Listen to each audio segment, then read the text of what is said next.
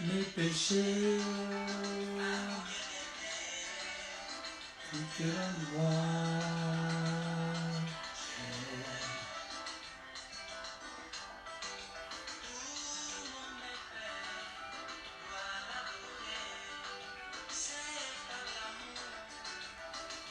Humainement,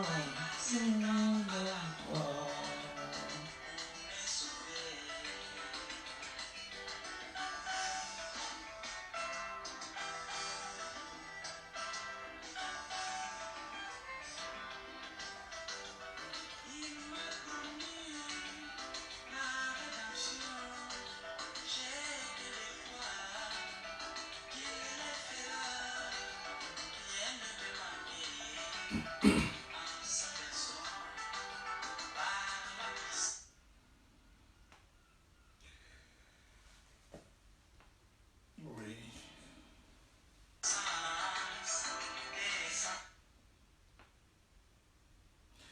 Oui, shalom, peuple de Dieu, de partout où vous êtes. Nous rendons grâce à notre Dieu pour ce privilège, cette grâce qu'il nous accorde de pouvoir partager quelque chose avec ces hommes que vous êtes. Vous savez, le monde est en train d'être secoué par cette pandémie due à la maladie appelée coronavirus. Et il y a eu des mesures qui sont prises, qui a fait même que les portes de nos églises puissent être fermées. Et là, tout le monde est confiné, les familles sont confinées, nous sommes dans le confinement. Alors nous avons résolu de pouvoir nous organiser de cette manière pour pouvoir vous apporter la nourriture. Je sais que il nous est difficile en ce net moment de nous rendre dans nos lieux de culte compte tenu de tout ce qui se passe.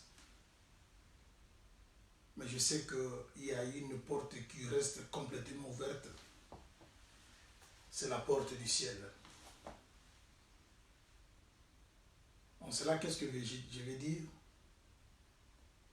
La prière que Dieu peut écouter n'est pas seulement la prière qui doit être faite dans l'église ou dans le lieu du culte.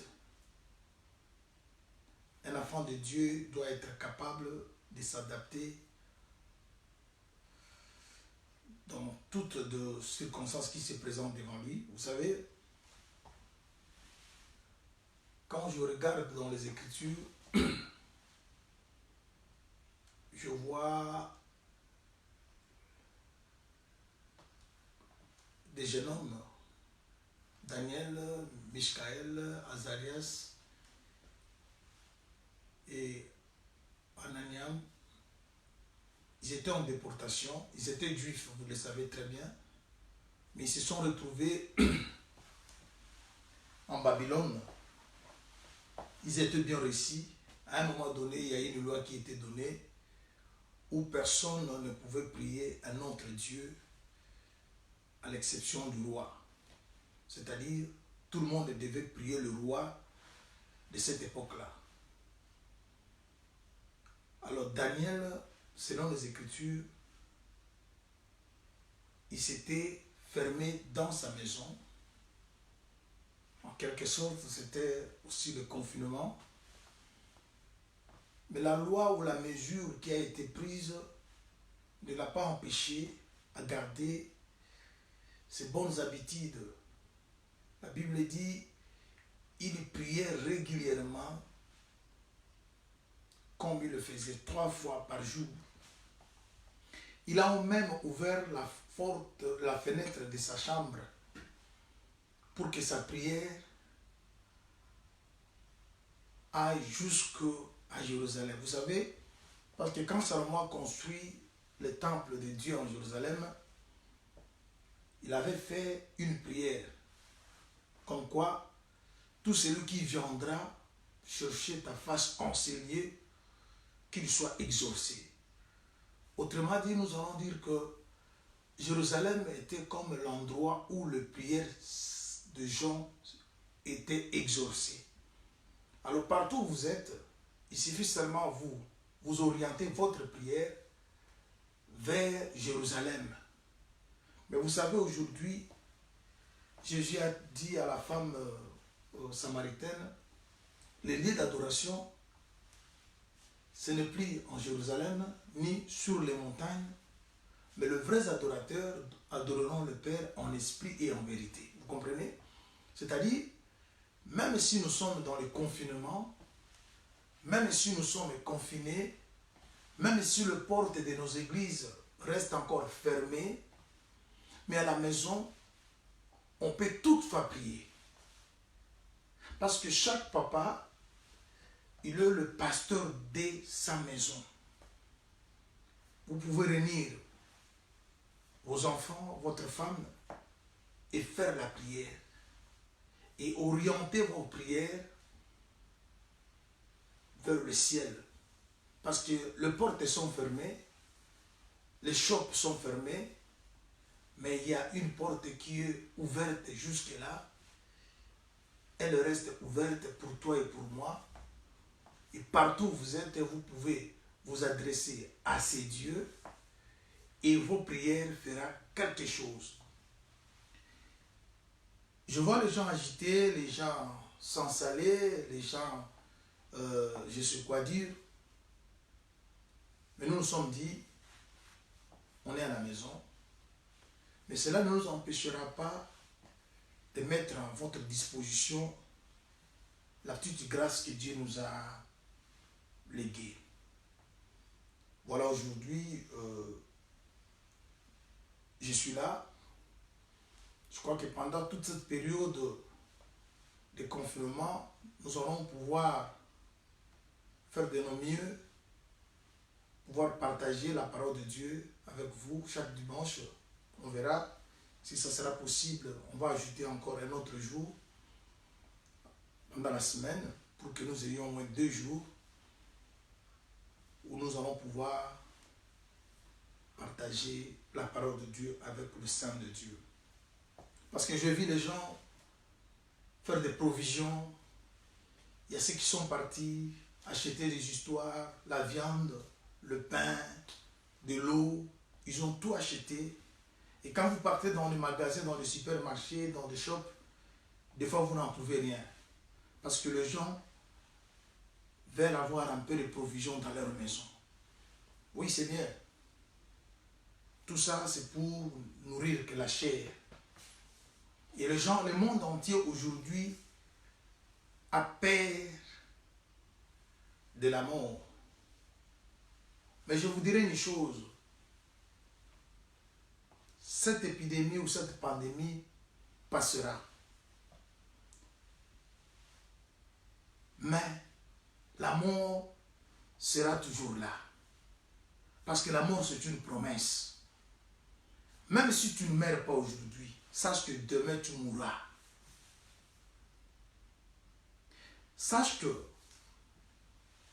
même si tu es guéri aujourd'hui, demain tu tomberas malade. Et des fois, cette maladie pourra t'emporter. Parce qu'il n'y a personne qui restera éternel avec cette chair dans ce monde. Il arrivera un temps où nous allons toutefois perdre cette chair, parce que cela est la volonté de Dieu. Alors j'ai vu les gens être agités. Les gens respectent les mesures qui sont données, les mesures préventives qui sont données dans chaque pays, laver les mains, pas des accolades, il faut 1 mètre de distance ou 2 mètres. quand vous vous échangez avec quelqu'un, il ne faut pas sortir, il faut avoir un masque, il faut avoir des gants, il faut bien se protéger et ça s'exécute automatiquement. Même ceux qui passaient toute la nuit dans des boîtes, ils ont dû obéir à ces mesures. Ils sont dans leur maison, ils passent le moment avec leur foyer. Chose qui était impossible pour de tels messieurs de rentrer à la maison aussitôt. Ils rentraient que trop tard, 2 heures du matin, 3 heures du matin, 4 heures. Mais maintenant que vous commencez à rentrer et des fois vous ne sortez même plus, je pense que rien n'a changé. Vous n'êtes plus mort. Mais les gens, comme ils ont peur de la mort, et les mesures sont respectées à la lettre. Ce n'est pas mauvais, j'encourage, c'est une bonne chose. Mais je vous dirais une chose, tout ce que les gens font par rapport à ça n'est que pour protéger la chair, le corps, que nous allons un jour le perdre. Parce que ce corps, nous le perdrons. Voulu ou pas, tu perdras ces corps ou cette chair. Il y a ceux qui mourront, il y a d'autres qui seront transformés, mais ce qui est clair, on va perdre cette chair. Alors, par crainte de la mort, les gens, ils se sont donné des disciplines que j'apprécie, c'est bien. Mais je vous dis, il y a une chose. Il y a une mort que vous pouvez craindre et être échappé de celle-là pour ne plus tomber. J'ai vu les gens acheter des histoires, faire des provisions, mais ils n'ont pas pensé à faire la provision de leur âme. Voilà, aujourd'hui, pendant que vous êtes dans le confinement, vous êtes dans la maison, je viens avec la petite grâce pour partager avec vous une écriture. Cette écriture, nous ne saurons pas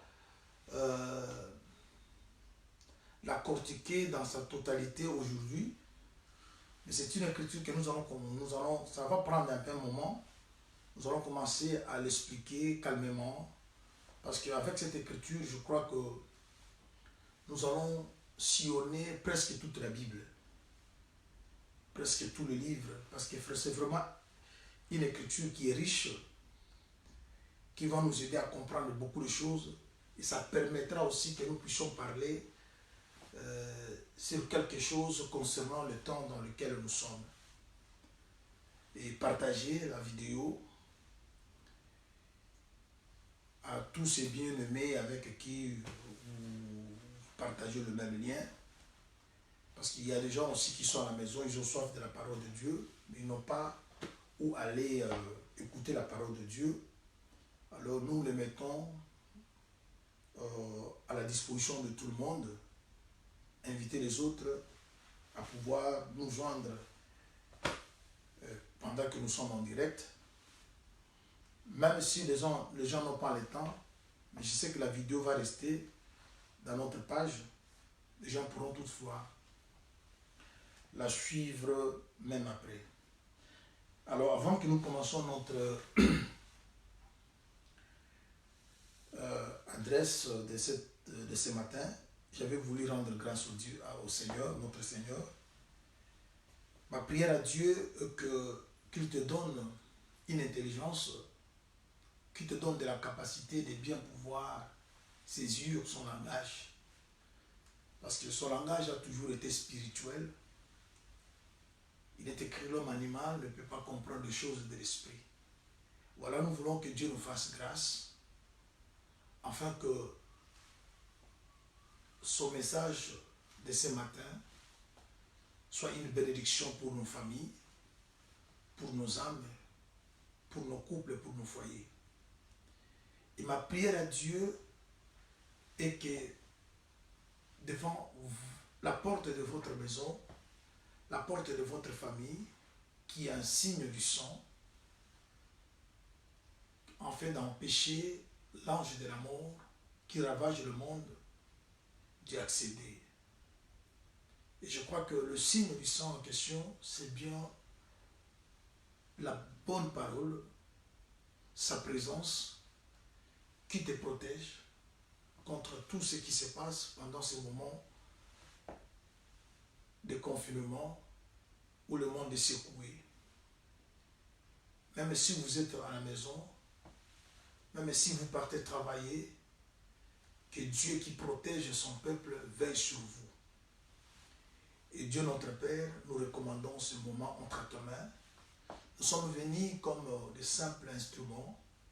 Nous voulons être réellement des instruments pour que tu puisses t'en servir de nous.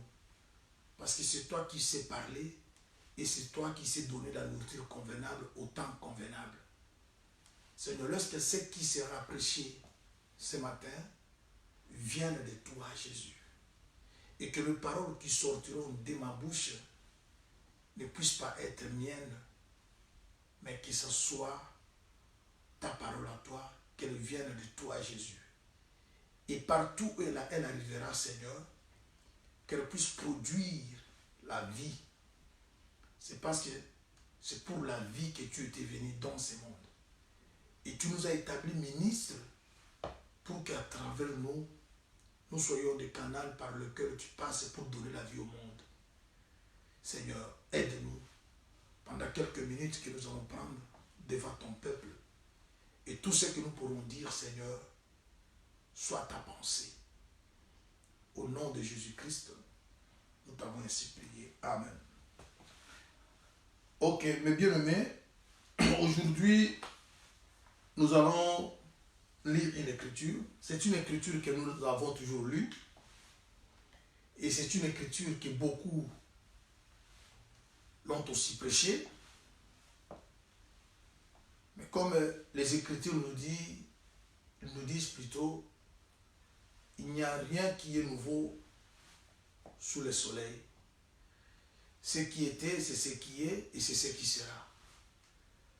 Bien-aimés, il n'y a pas d'autres Écritures que nous pourrons ajouter dans la Bible. Mais parmi les Écritures que Dieu a mises dans la Bible, Dieu continuera à nous donner des inspirations, de révélations, parce que la Bible dit dans le livre de Timothée chapitre 3, verset 16, toute écriture est inspirée de Dieu, utile pour corriger, convaincre, enseigner, instruire. Vous voyez? C'est-à-dire Dieu a inspiré l'écriture. Une écriture peut jouer plusieurs rôles. Ça peut instruire, ça peut corriger, ça peut exhorter, ça peut convaincre. Voilà. C'est pour cela que nous vous disons, l'écriture que nous allons donner, nous ne sommes pas la première personne à partager cette écriture. Des fois, vous avez déjà écouté cette écriture être exploitée quelque part. Mais aujourd'hui, le Seigneur nous a fait aussi grâce à ce que nous puissions utiliser les mêmes écritures comme notre écriture de base, afin de pouvoir parler de beaucoup de choses selon qu'il nous fera grâce. Je vais lire, c'est dans le livre des Proverbes, chapitre 30, que nous allons prendre notre écriture. Nous disons Proverbes, chapitre 30, nous lisons le verset 24 jusqu'au verset 28. Je suis... Ok. Proverbes, chapitre 30. Proverbes, chapitre 30, le verset 24 au verset 28. Je lis au nom du Seigneur. Il y a sur la terre 4 animaux petits et cependant des plus sages.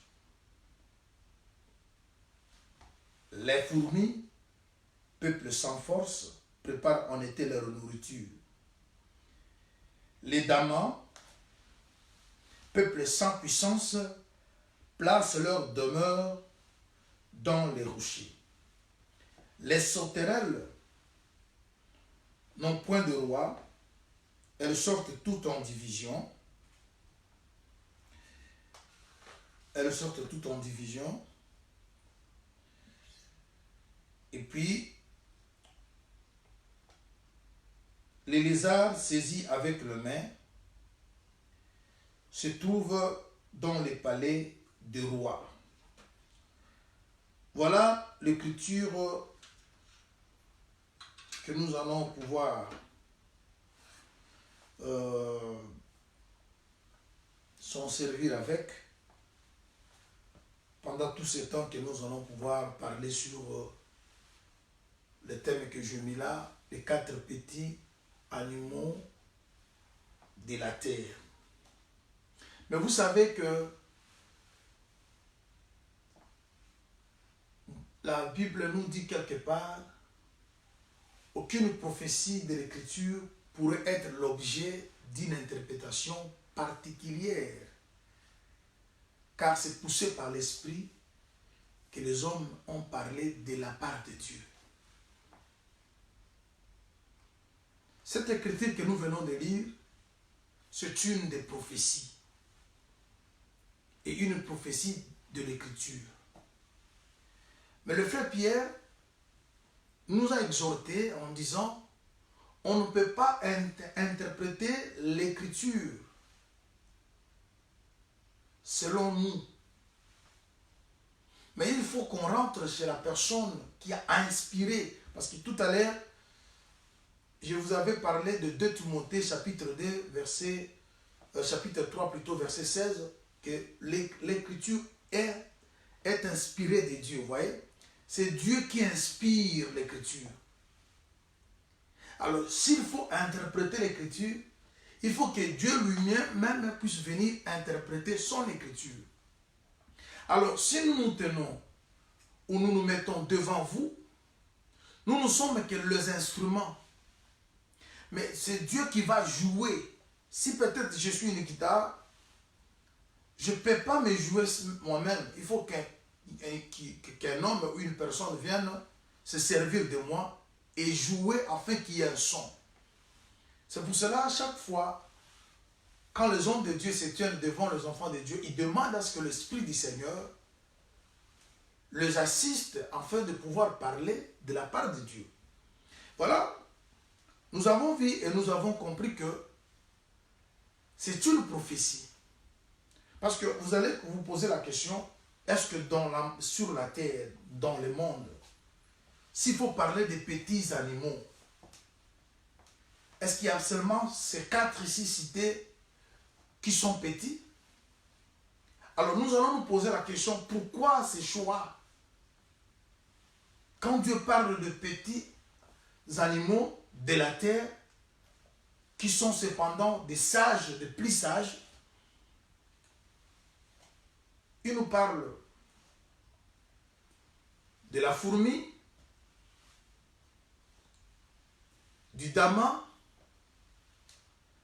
des sauterelles et du lézard. Est-ce que vous pensez réellement qu'en dehors de ces 4 cités ici, il n'y a pas d'autres animaux qui sont petits ou plus petits même que ceci? Je dirais oui. Parce que si je prends par exemple le rat ou la souris, je crois que la souris, elle est petite par rapport au damas. Parce que damas, pour ceux qui ne connaissent pas damas, il est comme un lapin. Vous voyez un peu le volume qu'a un lapin. Et c'est de cette dimension-là que est damas aussi. Alors vous voyez, quand vous prenez par exemple un lapin, vous ne saurez pas le comparer à une souris ou à un rat. Vous direz que le rat ou la souris il est petit par rapport à Adam. Mais quand Dieu parle de petits animaux, il fait son choix sur la fourmi, les damas, sauterelles et les arts. Déjà là, on a besoin d'une interprétation. Déjà là, on a besoin que Dieu nous explique le pourquoi. Mais je crois que tout au long de notre enseignement, nous allons pouvoir expliquer pourquoi Dieu a fait le choix de ces quatre, aussi longtemps qu'il existe encore d'autres animaux plus petits que ceux-ci. Alors, une autre chose que vous pouvez savoir, jusque-là, je suis en passe que nous allons faire un long voyage. Nous cherchons à vérifier un peu tous ceux qui pourront nous accompagner tout au long de notre voyage. Vous savez, quand vous êtes un conducteur ou un chauffeur, avant de faire une longue distance, vous devez veiller ou penser à vérifier est-ce que la batterie, est-ce que le pneu, est-ce que... Vous voyez, voilà, c'est ce que nous sommes en train de faire. Nous cherchons un peu à mettre toutes choses dans une même place, afin que cela puisse nous aider parce que notre voyage sera un peu long. Une autre chose que vous devez vous savoir,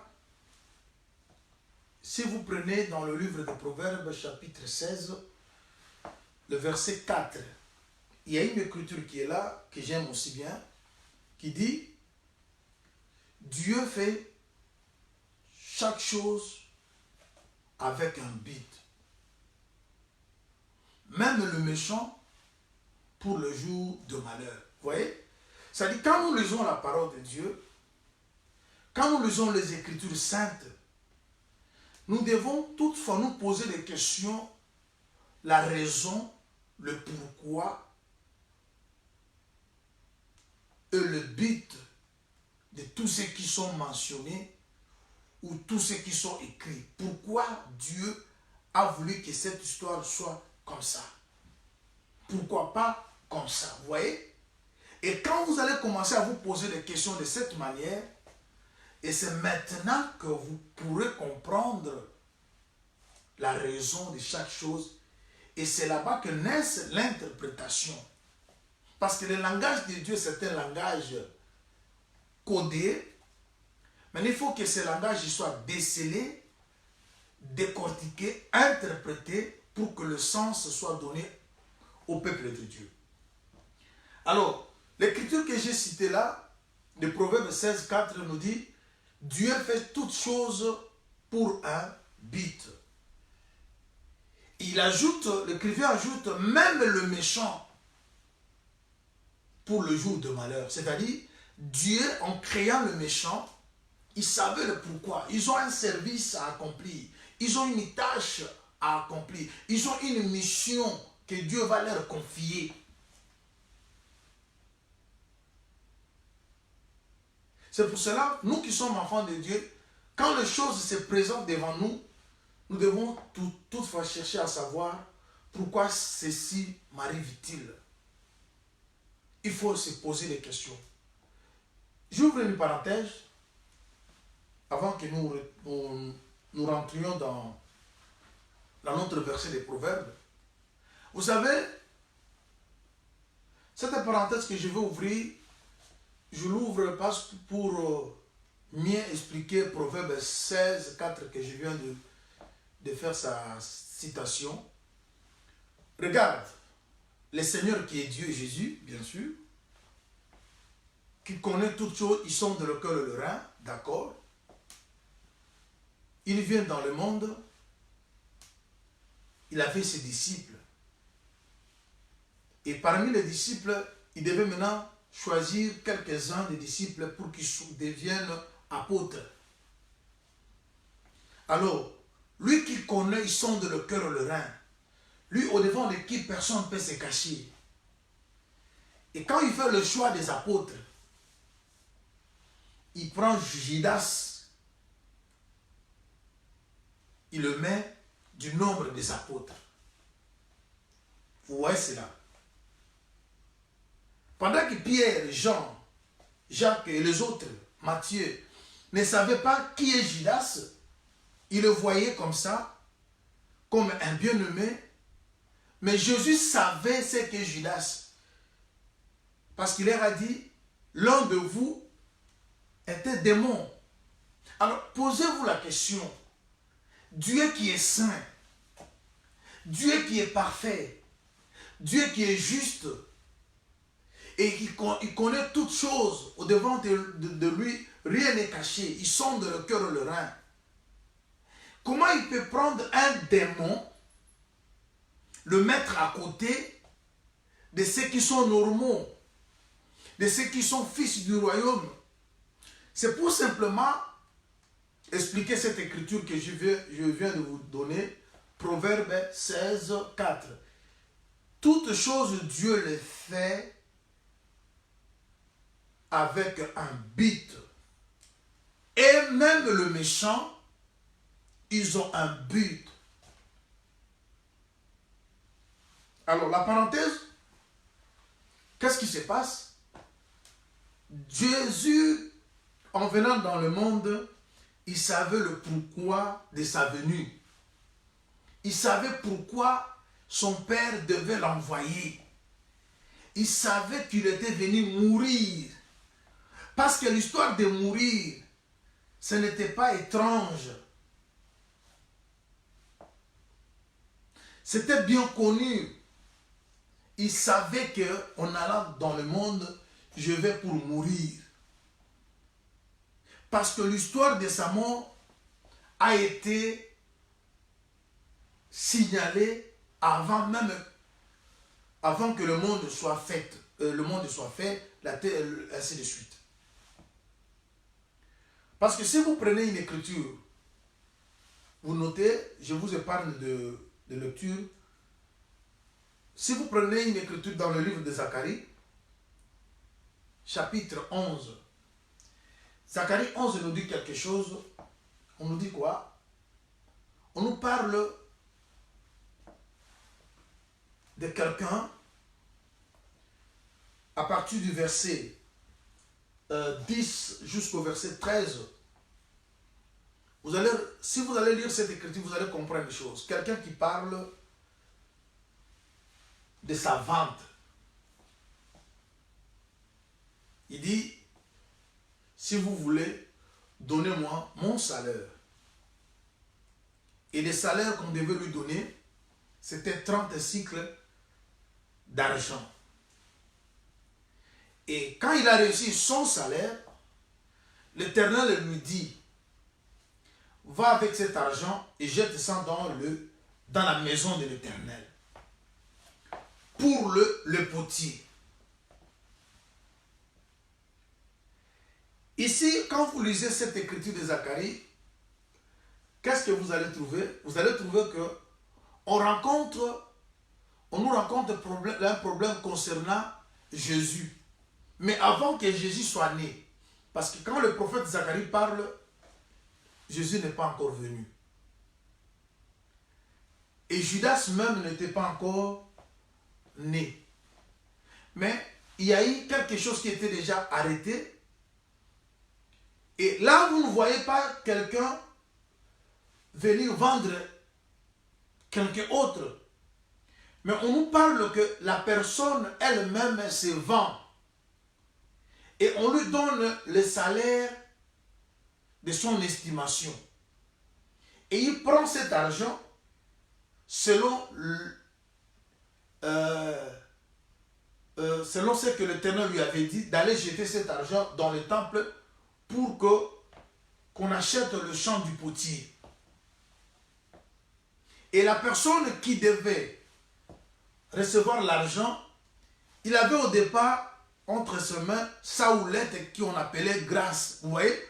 C'est pour dire que quand on parle de la houlette qui est appelée grâce, ça ne parle que de Jésus. Parce que le frère Jean nous dit, la grâce et la vérité sont venues par Jésus. Mais c'est lui qui a la grâce. Il se vend lui-même, on lui donne l'argent, il va enlever cet argent, il jette dans le temple. pour que cet argent puisse acheter un champ. Là, vous ne voyez pas Judas. Maintenant, quand il arrive dans le monde, pour exécuter ce qu'il avait déjà arrêté, il devait prendre maintenant Judas. Vous voyez? Un méchant, mais pour lui rendre un service. Parce que tout ce que Judas avait fait n'était que la volonté pure et simple de Dieu. Parce que la chose a été conçue comme ça. La chose a été arrêtée comme ça. Qu'il mourra. Et Judas, quand il prend l'argent, vous verrez même qu'avant que Judas aille vendre Jésus, Jésus lui donne un pain trempé. Le même pain que Pierre a mangé, Jean et les autres ont mangé. Mais quand Judas mange ce pain, on dit que Satan est entré et il sort maintenant pour aller négocier. Mais si nous expliquons que le pain c'est la parole et la parole c'est Dieu, c'est pour dire simplement qu'en mangeant ce pain-là, c'est Jésus qui lui donnait l'ordre maintenant. Maintenant, le temps est arrivé pour que tu ailles maintenant accomplir la mission pour laquelle je t'avais choisi. Vous voyez?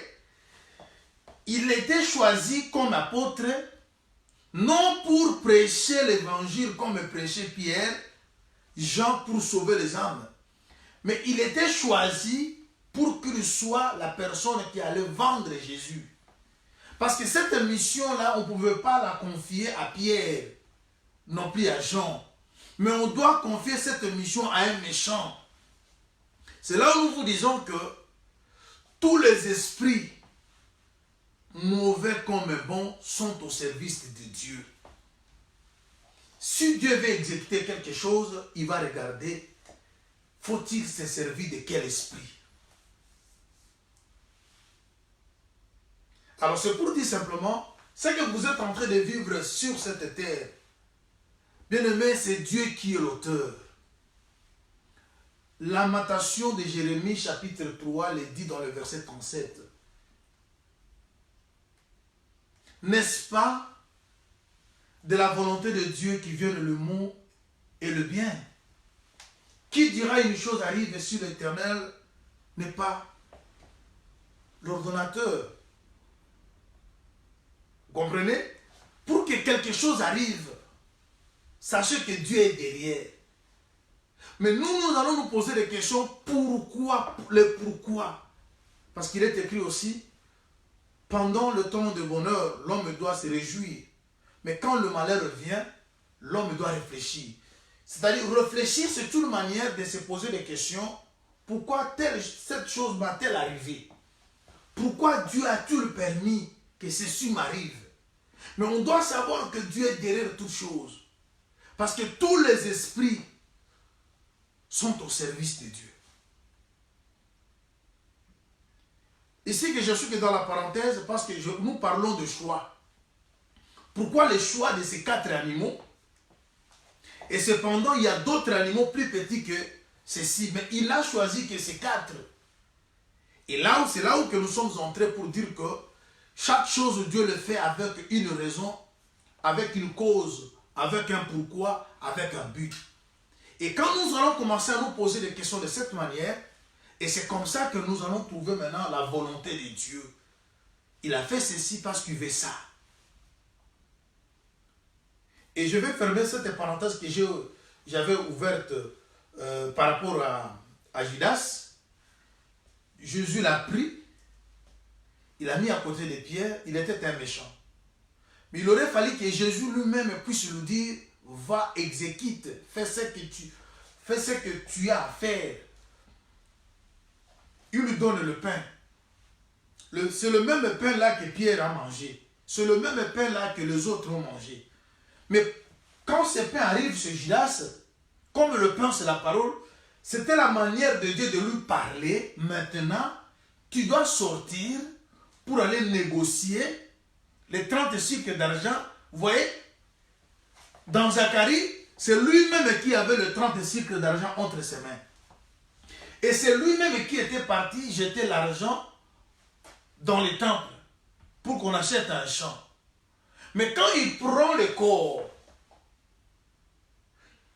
il va maintenant choisir un homme pour que cet homme soit le main. C'est-à-dire Judas était le main de Jésus pour recevoir l'argent. Judas, ce n'était que le main que Jésus s'en est servi pour aller verser l'argent dans le temple.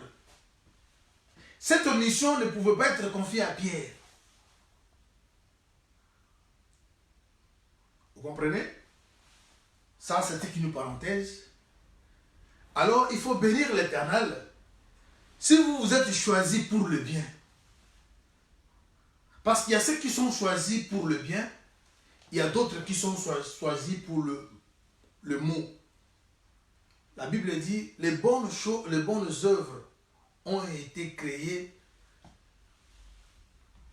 par Dieu depuis la fondation du monde pour que nous qui sommes choisis pour le bien puissions pratiquer ça. C'est-à-dire, c'est une grâce. Être appelé enfant de Dieu, ce n'est pas un effort. C'est une grâce, c'est parce que la mission là pouvait être la mission de Pierre comme les gens. Mais Dieu a confié cette mission à Judas. Parce que Judas, il a été fait pour des choses mauvaises. Voilà, bien-aimés, ça c'était qu'une parenthèse pour dire que le choix de Dieu cache un pourquoi.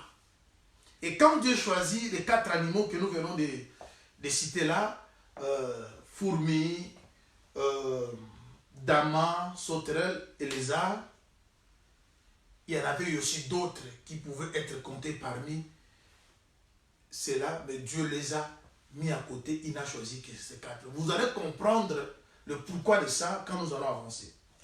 Mais avant que nous puissions entrer à expliquer ces animaux, je vais d'abord vous aider à comprendre quelque chose. On dit que ces animaux, les 4 là, les petits, sont sur la terre. Mais je veux que vous puissiez ensemble avec moi retourner au commencement. Parce que la terre, avant qu'elle se manifeste, elle était quelque part.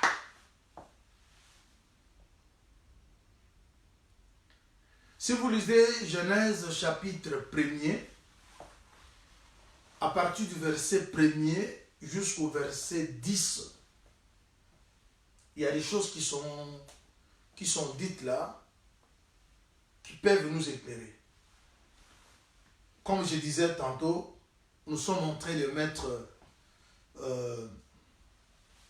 nos éléments ensemble pour nous aider dans la marche.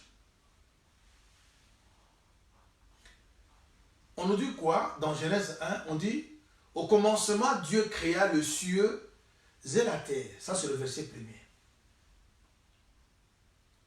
Et on dit « La terre était informe et vide. » Suivez très bien. Au commencement, Dieu créa le cieux et la terre. La terre était informe et vide. Les ténèbres couvraient la surface de l'abîme. Et l'Esprit de Dieu se mouvait au-dessus des eaux. Et le verset 3, on dit, Dieu dit que la lumière soit, et la lumière fut. Très important. Je vais d'abord m'arrêter ici au verset 3e. Aujourd'hui, je n'ai pas mon tableau, mais dans le séance prochaine, dans les vidéos prochaines, nous aurons un tableau pour pouvoir faire des petits croquis, pour faciliter aussi la compréhension. Mais notez, il y a 2 éléments qui sont cités ici. Le premier verset, c'est un résumé. Parce que le commencement n'est pas le premier jour. Le commencement, c'est une période. c'est toute la période de la création, c'est ça le commencement. Mais l'écrivain dans sa manière d'écrire, dans son style d'écrire, il a d'abord résumé tout ce qu'il pouvait détailler. Il a dit au commencement, Dieu a créé le cieux et la terre. Et quand vous arrivez au verset 2e, c'est comme si on commence maintenant à donner les détails et pour voir comment la création a été faite. Alors le verset là, premier, c'est le résumé de tout le travail que Dieu a bâti pendant la période qu'on appelle le commencement, qui est la période de la création.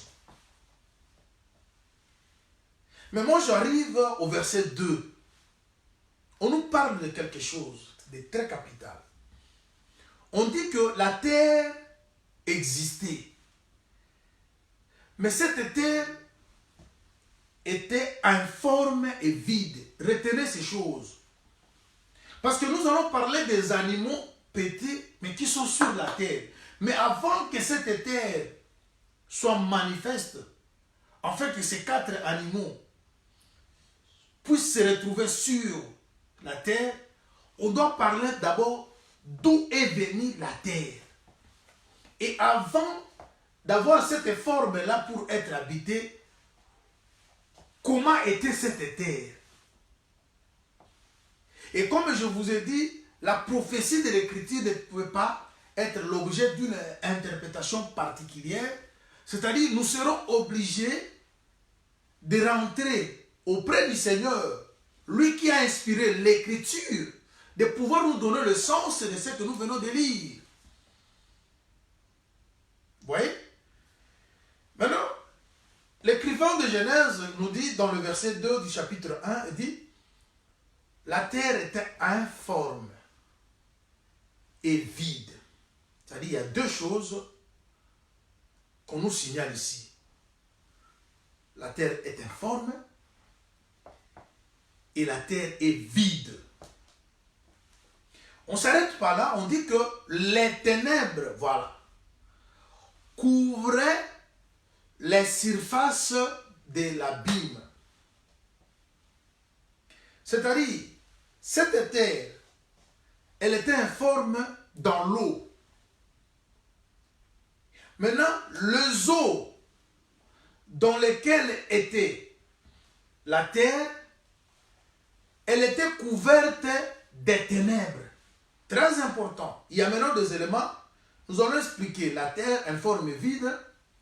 Nous allons expliquer les eaux dans lesquelles se trouve la terre.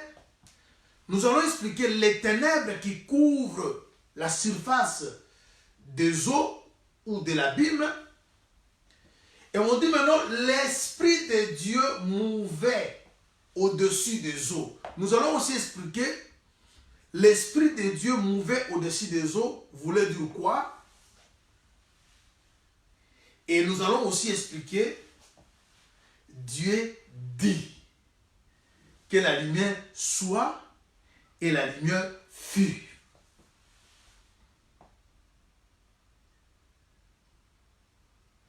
Je vais prendre une écriture. Ça, je me relire. Je lis une écriture rapidement. On prend Ésaïe 62. Ésaïe 62, je lis le verset 1er au 4e. Souffrez un peu que je prenne un peu de temps pour expliquer ces choses, afin que quand nous allons toucher, on rentre dans le verset qu'on a lu de Proverbes, qu'on n'ait pas de difficulté, parce que vous aurez déjà quelques lumières déjà qui pourront nous accompagner par rapport à notre marche. Parce que le message que nous avons, nous allons le présenter par rapport au Proverbe. Mais pour que Proverbe 30, 24 ou 28e soit bien compris ou bien expliqué, on a besoin d'autres témoins, on a besoin d'autres versets pour qu'ils viennent nous tenir compagnie. Nous prenons Ésaïe. Ésaïe 62, je crois que c'est l'écriture aussi, une des écritures connues. Pour ceux qui aiment l'interprétation. Je suis au verset 1er, je lis. Lève-toi, sois éclairé, car ta lumière arrive. Sorry, là je suis dans Ésaïe 60. Bon, lisons d'abord ça, au verset 2. Ce que je lis là, c'est Ésaïe 60, le verset 1er. Lisons d'abord ce verset et puis nous allons lire Ésaïe 70. Lève-toi, sois éclairé, car ta lumière arrive. La gloire de l'Éternel s'élève sur toi. Voici les ténèbres couvrent la terre et l'obscurité le peuple. Mais sur toi l'Éternel s'élève. Sur toi sa gloire apparaît. Ok? Retenez ça. Maintenant, nous ajoutons Ésaïe 62. Pour l'amour de Sion, je ne me tairai point. Pour l'amour de Jérusalem, je ne prendrai point de repos, jusqu'à ce que son salut paraisse comme l'aurore, et sa délivrance est comme un flambeau qui s'allume. Alors les nations verront ton salut, et le roi ta gloire, et l'on t'appellera d'un nom nouveau, que la bouche de l'Éternel déterminera. Tu seras une couronne éclatante dans la maison de l'Éternel, et un turban royal dans la main de ton Dieu. On te nommera plus délaissé, et on ne nommera plus ta terre désolation, mais on t'appellera mon plaisir en elle. Et l'on appellera ta terre épouse, car l'Éternel met son plaisir en toi, et la terre aura un époux. Très bien. Ésaïe 60 nous dit, lève-toi, car ta lumière arrive. Les ténèbres, l'obscurité couvrent la terre. Très important. Ésaïe 62 nous parle, dans le verset 4, que la terre, c'est l'épouse. Mais lorsque la terre est dans l'eau, couverte des ténèbres et de l'obscurité, ça parle d'un peuple de Dieu, parce que l'épouse et peuple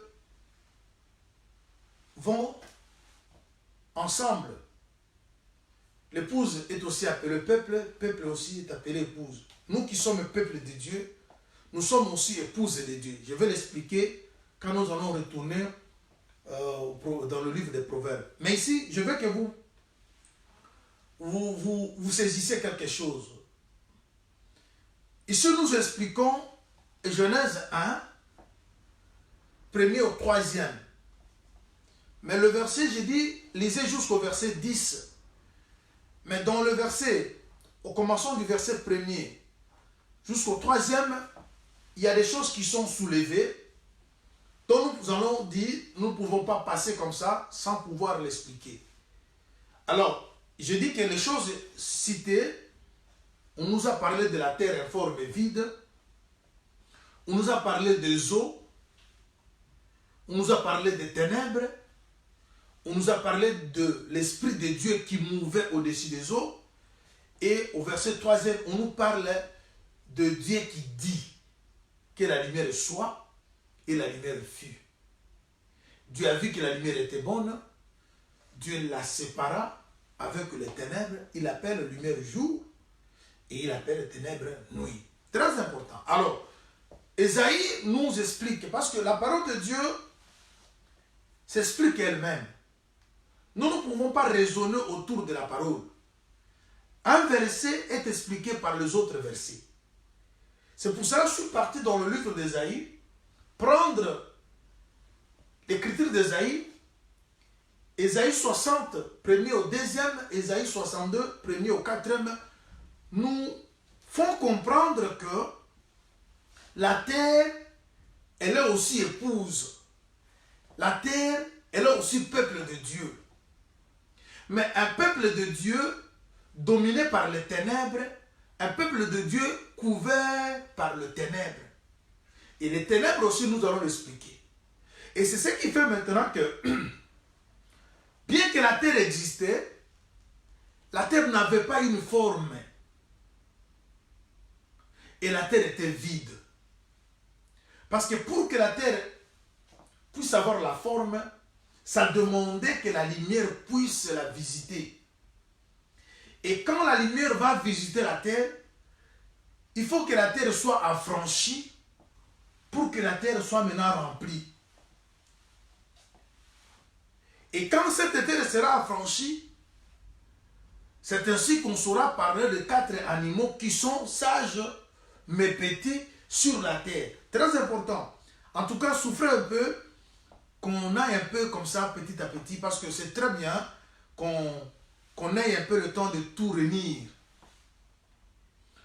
Alors, on nous parle aussi des eaux.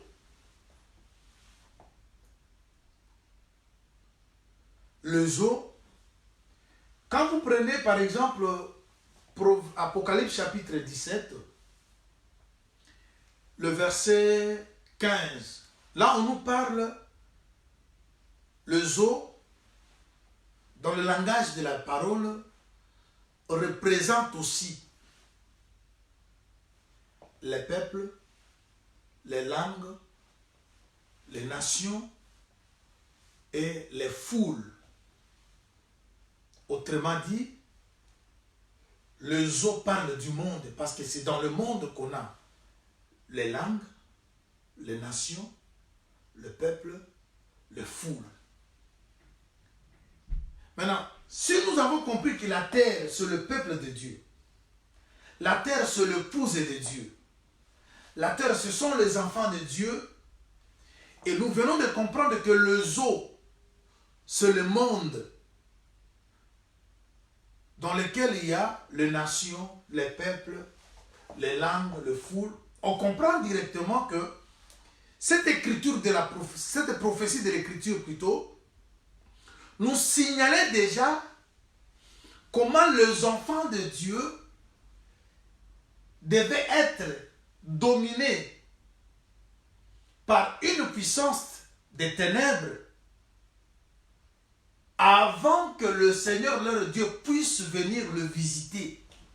Parce que c'est ce qui justifie même la raison de venir de Jésus. Jésus est venu dans le monde pour donner délivrance. Et si les hommes qui habitaient la terre, qui étaient dans le monde, étaient libres, étaient délivrés, ils ne pouvaient pas venir. Mais il est venu parce qu'il voulait chercher à délivrer ceux qui étaient dans la captivité. Maintenant, Dieu nous a résumé ça dans son langage codé en nous parlant d'une terre informe et d'une terre vide. Vous voyez? Mais cette terre informe et vide, elle est où? Elle est dans l'eau. Et l'eau, c'est quoi? Tout à l'heure, je viens de donner l'écriture. Apocalypse 17, 15 nous dit que les eaux sont le peuple, les langues, les nations, les foules. Autrement dit, c'est le monde. Vous voyez?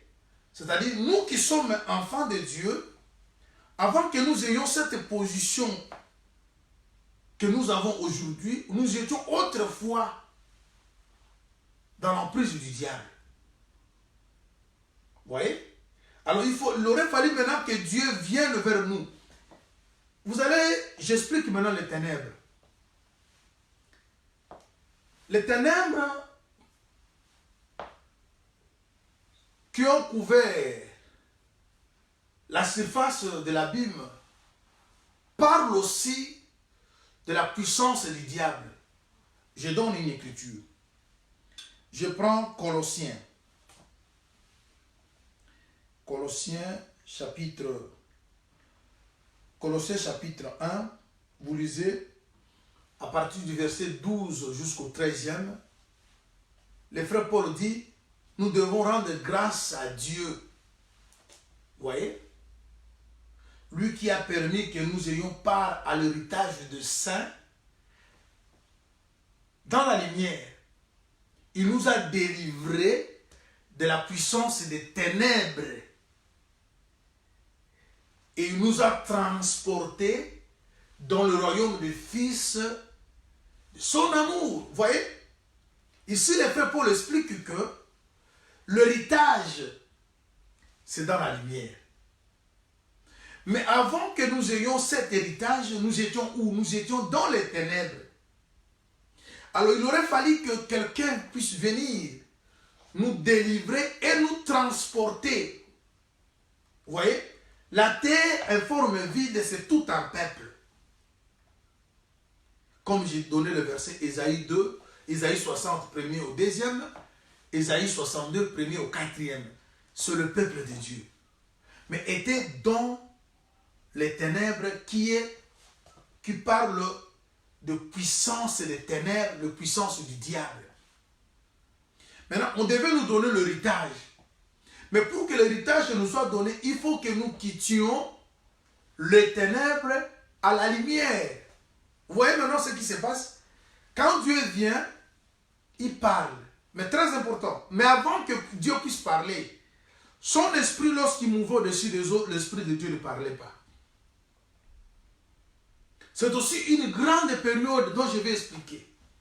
Ici, je suis dans la démarche d'aller chercher la terre là où elle était, pour qu'elle soit maintenant une terre où nous allons trouver 4 petits animaux. Je crois que vous me saisissez. On va parler de 4 petits animaux qui sont sur la terre, mais avant d'y arriver, il faut chercher à savoir où était cette terre. Alors, Colossiens 1er, verset 12 au 13e, nous dit quoi? Nous dit que nous devons rendre grâce à Dieu. Parce qu'il a permis à ce que nous ayons l'héritage de ça. Très important. Bien aimé, lisons une écriture. Nous prenons Galates. Lisons Galates. Je lis Galates chapitre 4. Je vais relire ça. Ça va aider. Galates 4. Je commence au verset 1er. Aussi longtemps que l'héritier est un enfant, j'ai dit qu'il ne diffère en rien d'un esclave, quoiqu'il soit le maître de tout. Mais il est sous le tuteur et des administrateurs jusqu'au temps marqué par le Père. Très bien. Et nous aussi, de la même manière, lorsque nous étions enfants, nous étions sous l'esclavage de rudiments du monde. Très bien. Mais lorsque le temps a été accompli, Dieu envoya son Fils, né d'une femme sous la loi, afin qu'il racheta ce qui était sous la loi, afin que nous ressuscions l'adoption. Verset 6. Et parce que vous êtes fils, Dieu a envoyé dans nos cœurs l'esprit de son Fils, lequel crie Abba Père. Très important. Oui, vous êtes héritier, mais tellement que vous êtes enfant, on dit que vous n'êtes pas différent d'un esclave. La terre, elle appartenait déjà à Dieu, comme peuple et épouse de Dieu. Mais parce qu'elle était enfant, c'est parce qu'elle était dans l'égarement. Il n'y a pas lieu d'hériter ce que lui est confié. Il aurait fallu maintenant que la terre se débarrasse de ténèbres pour joindre la lumière. Parce que Colossiens a dit, l'héritage des saints, c'est où? C'est dans la lumière. C'est-à-dire, les saints, ils héritent leurs choses, leurs promesses, lorsqu'ils vont joindre la lumière. Quand les saints joignent la lumière, c'est ainsi que tout ce qui leur est promis devait leur être accordé. Il y a des fois, les gens pensent que Dieu m'enterre, il promet, il ne réalise pas. Mais les gens ne tiennent pas compte de leur position. Dieu ne ment jamais, il n'est pas un homme pour mentir.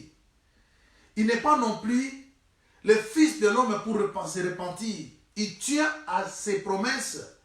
Mais son problème est que les choses que Dieu vous promette, ou les choses que Dieu vous promet, pour que vous puissiez les avoir, vous devez joindre la lumière. Et quand vous n'arrivez pas à joindre la lumière, les promesses resteront toujours éloignées. Alors il aurait fallu maintenant que le Fils vienne nous délivrer. Vous voyez, la terre devait être remplie parce que dans la présence de Dieu, la terre devait être bénie, remplie. Mais aussi longtemps que la terre est dans les ténèbres, rien ne va se passer. Tu es un enfant de Dieu. Dieu te connaît. Il a un projet de bonheur pour te donner un avenir de l'espérance. Mais le problème de Dieu, c'est ta position, ma soeur, mon frère. Tout ce que les gens attrapent, ce n'est pas difficile pour que vous puissiez l'attraper aussi. Quand tu vois les gens réussir dans tout ce qu'ils font, Dieu aussi est capable de le faire réussir. Mais le problème, c'est la position. Vous savez, Dieu, il parle à Abraham de quitter son pays, sa famille. Il lui promet des choses. Vous voyez? Genèse 12. Il quitte, il part. Il avait l'âge de 75 ans, 75 ans. Mais pour avoir la promesse que Dieu lui avait faite, pour que la promesse s'accomplisse concernant la naissance d'Isaac, il s'est passé des choses. Dieu l'a changé le nom et Dieu l'a circoncis. Sarah qui devait enfanter, le nom était changé également. Vous voyez? Oh, vous savez, le nom, c'est la nature même. Dieu ne ment jamais. Il t'a promis des choses. Mais Dieu, ce qu'il ne trouve pas bon en toi, c'est cette nature-là que tu gardes. Tu dois changer de nature. Tu dois quitter les ténèbres à la lumière. Mais pour que ce mouvement s'effectue, il faut qu'il y ait un son. Il faut que quelqu'un puisse parler. Voilà. C'est pour cela que vous allez comprendre. Ici, je vais vite expliquer quelque chose. Vous voyez, Colossiens l'explique. Il dit, l'héritier, aussi longtemps qu'il est enfant, il est dirigé, il est dominé, même par le serviteur de son père. Jusqu'à ce que le temps sera là. Parce que, bien aimé, nous avons un problème de temps. Facteur de temps compte aussi. Alors, l'héritier, quand le temps est là, le Seigneur le visite, il comprend qu'il est héritier, il se sépare de tout ce qui le mettait sous le rudiment du monde. Parce que le monde, je viens de vous expliquer, c'est quoi? C'est les eaux. Parce que l'Apocalypse a dit, les langues, le peuple, les nations, le foule, c'est les eaux. Or, tous ceux qui sont cités là, c'est ceux qui forment le monde. Maintenant, nous, enfants de Dieu, on était dominés par ce monde. On était sous le rudiment du monde. Bien que c'est nous qui sommes héritiers. Et le monde n'était pas conduit par Dieu, était conduit par les ténèbres. Parce que le ténèbre couvrait. Et les ténèbres, c'est ce que l'apôtre Paul dit, qu'il nous a délivrés de la puissance des ténèbres pour nous transporter du royaume du Fils. Maintenant, les ténèbres, je vais vous dire une chose, les ténèbres est associé à la mort. Là où on parle de ténèbres, comprenez qu'on parle aussi de la mort. Et je vais expliquer deux choses et puis on va prier pour pouvoir continuer peut-être au courant de la semaine. J'aimerais que vous partagiez cette vidéo aux bien-aimés, de pouvoir aussi bénéficier de cette petite grâce. Et nous allons aussi vous signaler que le jour de la semaine, on va revenir, nous allons mettre un petit message sur notre page, de pouvoir signaler aux bien-aimés le jour, un autre jour de la semaine, parce que nous pensons avoir 2 jours de la semaine pour commencer à évoluer avec notre enseignement.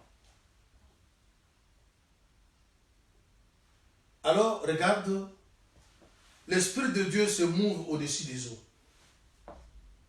Mais l'Esprit de Dieu ne parle pas. Avant que j'explique ce mouvement, je vais d'abord vous dire, donner une écriture pour faire comprendre aux enfants de Dieu que le ténèbre est associé à la mort. Je prends Ésaïe chapitre 9. Ésaïe 9 nous dit quoi? Ésaïe 9, je vais lire Ésaïe 9. Je lis le verset 1er, un instant. Ésaïe 9, 1er au 2e. Je prends Ésaïe 9. Ésaïe 9 est là. Je lis le verset 1er au 2e. Mais les ténèbres ne régneront pas toujours sur la terre, où il y a maintenant des angoisses. Si les temps passés ont couvert d'opprobre le pays de Babylone et le pays de Nephtali, les temps à venir couvriront de gloire la contrée voisine de la mer, au-delà du Jourdain, le territoire des gentils. Et les peuples qui marchaient dans les ténèbres voient une grande lumière sur ceux qui habitent le pays de l'ombre de la mort, une lumière resplendie. Vous voyez? On dit, ici, cette écriture nous fait comprendre que la mort marche ou explique aussi la mort, et plutôt les ténèbres. Là où il y a les ténèbres, c'est là où il y a la mort. Vous allez vous rappeler, au début de notre adresse, je vous parlais de la mort, comment les gens ont peur de la mort, comment les gens ne veulent pas mourir, comment les gens sont agités, ils ont fait des provisions parce qu'ils savent qu'ils peut-être pourront mourir de faim. Ils respectent les mesures préventives qui sont données à travers le monde. Se laver les mains, ne pas faire des accolades, sinon vous serez contaminé. Il faut avoir des distances d'1 mètre, 2 mètres quand vous vous échangez avec quelqu'un. Et le port de masques, de gants, tout ça, l'homme a peur de la mort. Et quelle est cette mort? La mort de la chair, la mort physique. Et je vous dis sincèrement, bien-aimés, même si vous ne mourrez pas pendant cette pandémie, mais un jour vous mourrez. La mort physique, on ne saura la fuir. Mais il y a une mort que vous pouvez fuir, c'est la mort de l'esprit, la mort de l'âme. Les gens ont fait des provisions, mais ils n'ont pas pensé à nourrir l'âme. Vous voyez? Alors c'est pour cela que nous vous parlons maintenant de ténèbres qui régnaient. Et ces ténèbres, c'est aussi, ça s'expliquait aussi par la mort. Je crois que je vous ai donné l'écriture. Alors tout le temps, les ténèbres couvraient plutôt la surface de l'abîme. Ça explique que la mort régnait sur le monde. Vous savez, je vous épargne dans la lecture, mais je vais seulement donner le verset. Vous prenez, notez, Romains chapitre 5. À partir du verset 12 jusqu'au verset 14, si je me trompe. Quand vous allez lire, vous allez comprendre quoi. Les frères Paul nous parlent que la mort a régné sur les hommes depuis Adam jusqu'à Moïse. Même sur ceux-là qui n'ont pas péché du même péché comme Adam. C'est-à-dire, tous les hommes, depuis Adam jusqu'à Moïse, la mort régnait sur eux.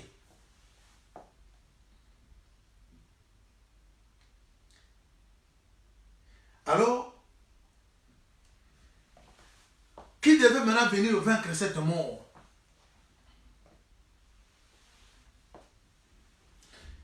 Vous allez comprendre que lorsque la terre est dans le zoo, c'est une terre morte. Elle est informe, elle est vide.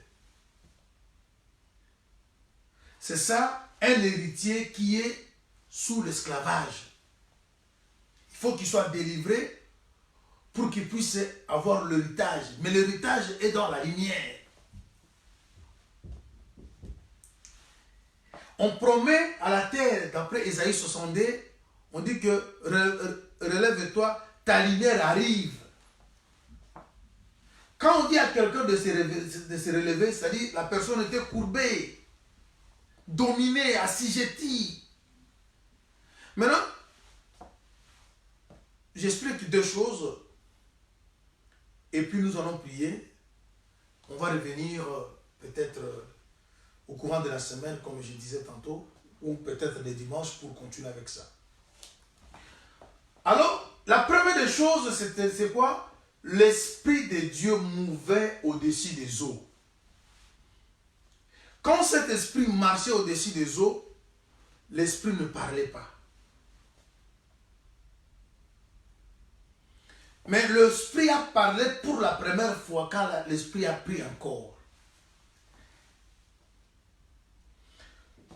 Le mouvement là que l'Esprit faisait au-dessus des eaux, c'est toute une période, c'est toute une dispensation. C'est-à-dire, ce sont les prophètes qui sont venus avant, parce que les prophètes, d'après 1 Pierre chapitre 1, verset 19, ils avaient en eux l'Esprit de Christ. Les prophètes aussi vaincurent le royaume, vaincurent le monde. Les prophètes comprenaient Dieu. Mais les problèmes avaient un problème. Ils n'avaient pas le langage qui pouvait délivrer la terre qui était dans l'obscurité. Si vous lisez le livre des Hébreux chapitre 11, vous verrez que le prophète avait la foi. Même Moïse lui-même avait la foi. Mais le problème c'était quoi? De transmettre cette foi. Dieu, je m'excuse, Dieu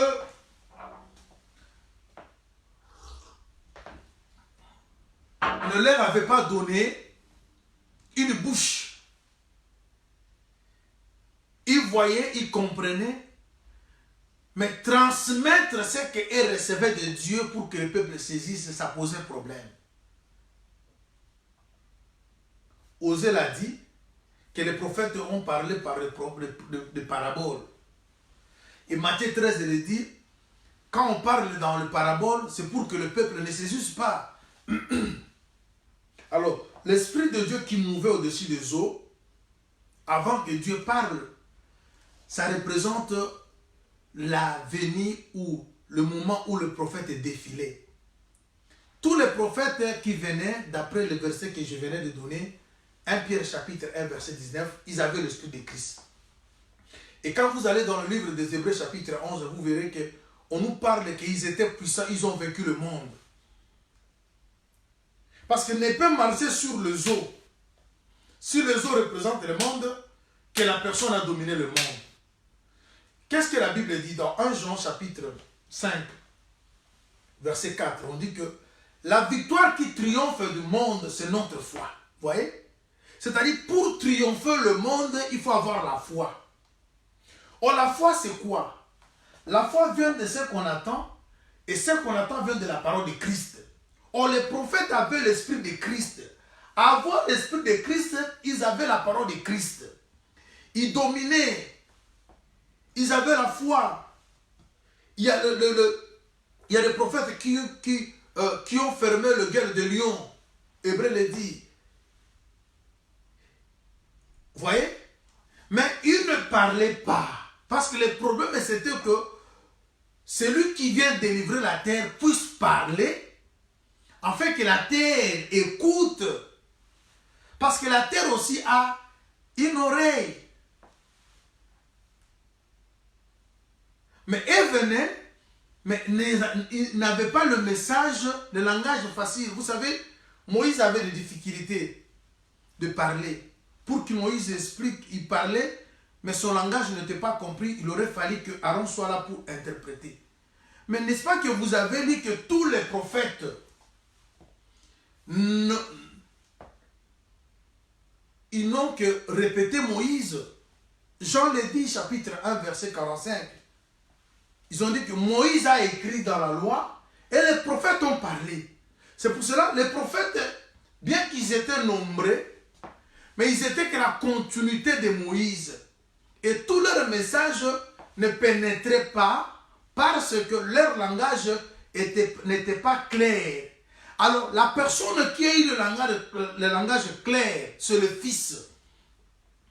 Parce que quand on dit Dieu dit, les Dieu dit là, c'est le Fils. Parce que Dieu, pour la première fois, il a parlé dans le Fils. Au commencement était la parole. La parole était avec Dieu. La parole était Dieu. La parole s'est faite chair. Quand la parole a pris chair, c'est ainsi que la parole s'est exprimée. Vous voyez? Là où nous voyons le prophète venir, c'est ça l'Esprit de Dieu mouvait au-dessus des eaux. Quand l'Esprit mouvait au-dessus des eaux, ça explique que le prophète qui venait, le Moïse, le Jérémie, le Daniel, tout ce que vous connaissez. Vous verrez que tous ces prophètes étaient dominés par la mort. C'est ainsi, Romain dit, depuis Adam jusqu'à Moïse, la mort régnait sur tous les hommes. Et Moïse en question, Moïse a trois dimensions. Nous avons Moïse, prophète. Nous avons Moïse comme peuple. Et nous avons Moïse comme enseignement. Parce que vous allez dire que non, mais Moïse était déjà mort avant que Jésus soit venu. Moïse, prophète, était mort avant que Jésus soit venu. Mais Moïse, peuple, continuait. Et Moïse, enseignement, continue jusqu'à aujourd'hui. C'est ce que s'explique que depuis Adam jusqu'à Moïse, la mort dominait sur tous les hommes. C'est-à-dire, tous ceux qui écoutaient Moïse ou s'attachaient à l'enseignement de Moïse étaient des morts. Alors, il aurait fallu qu'il y ait quelqu'un qui ait la vie, vous voyez. C'est ainsi que quand Jésus est venu, il s'est donné la vie. Je suis la vie, le chemin et la vérité. C'est lui maintenant qui devait parler, mais dans son premier discours, c'est quoi? Que la lumière soit. Et la lumière fit. Parce que l'héritage des saints doit être donné à la lumière. Il aurait fallu maintenant que les ténèbres soient chassées et que la terre, qui est un peuple de Dieu, puisse sortir pour entrer maintenant dans la lumière qui est le royaume du Fils, afin d'hériter tout ce que Dieu lui a dit. Voilà, bien-aimés, aujourd'hui je vais m'arrêter ici pour que la semaine ou au courant de la semaine, nous puissions revenir pour continuer.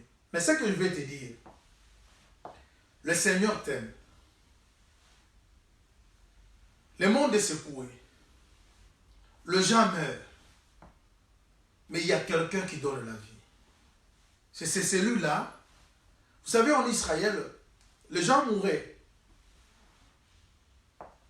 Mais partout où se trouvait le sang de l'agneau, la mort n'entrait pas. Mais le sang ne pouvait pas se retrouver devant la porte si l'agneau n'est pas à l'intérieur. C'est ça ce qui est important. Les gens partent à l'église, ils invoquent le sang, mais sans qu'eux-mêmes puissent avoir l'agneau. Ce n'est pas de ce sang-là que nous disons.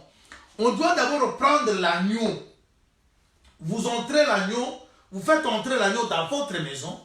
Je suis dans Exode chapitre 12. Et un agneau d'un an, un agneau sans défaut. Et vous allez manger cet agneau tout entier. Mais vous prendrez maintenant le sang de l'agneau que vous mangez à l'intérieur. Vous allez le mettre maintenant à l'extérieur. Très important. Et quand l'ange de mort passe, il va voir le sang, il va comprendre qu'à l'intérieur, il y a l'agneau. Mais les gens aujourd'hui, ils n'ont pas l'agneau à l'intérieur, mais ils invoquent le sang sur le pondou, le sang sur le... Non, ce n'est pas ce sang-là qui protège. Le sang qui protège, c'est l'agneau, l'enseignement que vous avez reçu, qui a changé votre nature, qui vous a délivré des ténèbres à la lumière. Et quand vous êtes maintenant lumière, les ténèbres dissipent. Jean le dit, la lumière paraît déjà et les ténèbres dissipent. Quand vous allumez, même dans votre maison, quand vous entrez, vous savez, quand vous entrez dans une chambre, une des pièces de votre maison pour chercher un objet quelconque, vous entrez, il y a le ténèbre. Quand vous allumez les ténèbres, prenez fuite. C'est ça. La mort circule. La mort est égale aux ténèbres. Mais ce qui peut arrêter la mort, ce qui peut épargner ta maison, ta famille, n'est que la lumière que tu mettras dans votre maison. Et la lumière, c'est l'agneau. Je crois que quand on va revenir, vous comprendrez que l'agneau, c'est un flambeau. Voilà, bien-aimé dans le Seigneur, Dieu t'a promis la vie. Dieu t'a promis la longévité. Dieu a promis beaucoup de choses à tes enfants cette année. Ne dis pas que non, il m'avait promis, mais il ne réalise pas. Mais regarde un peu ta position. Où es-tu? Quand la lumière a parlé, as-tu écouté? Pense à ta position. Ne craignez pas, bien-aimé. Oui, je sais que les gens vont mourir. Il y a ceux qui meurent déjà. Il est écrit, 1000 tomberont à ta gauche, 10 000 à ta droite, tu ne seras pas atteint. Pour que vous ne soyez pas touchés, c'est le problème d'avoir la parole, la vie. Les gens peuvent mourir. Cette pandémie va tuer les gens. Mais le Seigneur peut te protéger si et seulement si tu l'acceptes. Tu la conserves, tu manges l'agneau dans toute son entièreté dans ta maison. Et la maison, c'est ta vie. Est-ce que tu as la parole? Pendant ces moments de confinement, qu'est-ce que tu fais dans ta maison? Quel genre de message tu envoies aux autres? Daniel était confiné, mais il ne s'était pas éloigné de la parole. Il passait son temps dans la prière. La fenêtre de sa chambre était ouverte pour que sa prière sorte, pour aller jusqu'à Jérusalem, là où Dieu exauce les prières. Les portes des églises sont fermées, oui, mais la porte du ciel est ouverte à tout celui qui va mettre sa tête sur la pierre, comme Jacob l'a fait. En mettant sa tête sur la pierre, il a vu le ciel, il a vu la porte du ciel. Il a dit, c'est moi qui ne savais pas. Nous allons prier. La croix est devant moi, Seigneur, je ne peux plus jamais reculer. Seigneur Jésus, tu m'as aimé, Seigneur Jésus, tu m'as aimé.